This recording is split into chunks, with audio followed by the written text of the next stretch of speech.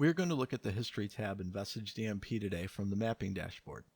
The History tab allows you to see a breadcrumb history by asset based on from and to date range information. You can also filter out any asset group to not be included in the results.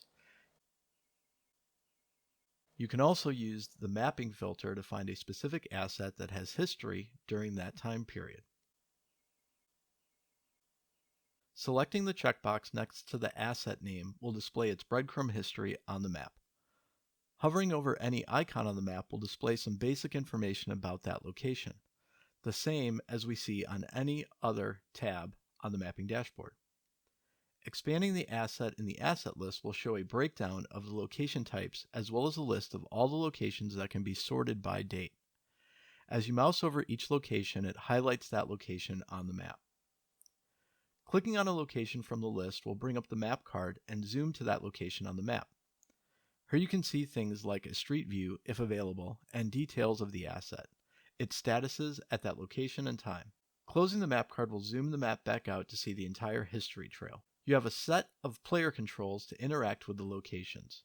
Here you can fast forward through the locations and see them scroll in the list as well as highlight on the map.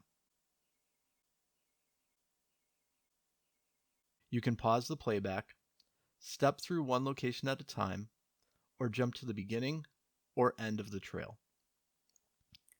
The breakdown of the types of locations below the asset allows you to hide and show specific location markers. We will turn off all markers except the movement markers in this example. You see that the location list as well as the map updates. You can also use additional filtering on each location type. Here we will only show movement locations that were above a specific speed of 35 miles an hour. This again updates the location list and markers on the map. We see in the list that all the speeds are above the speed we indicated in the filter. We can do the same for idle and stops. Here we can show only stops that are longer than a specific amount of time. In this example, only stops that are more than 60 minutes. Now, in the list, we are only showing stops longer than 60 minutes, and clicking on any of the stops, we can see on the map card the duration of that stop at that point in time. Clicking on the last stop location in the series, we can see the last update we received from that stop and the total time at that point. Idle locations work the same way for filtering purposes.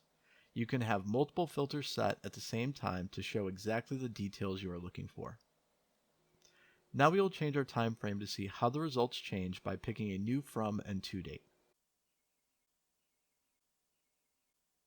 The asset list will update to show us only the assets that have activity during that time period.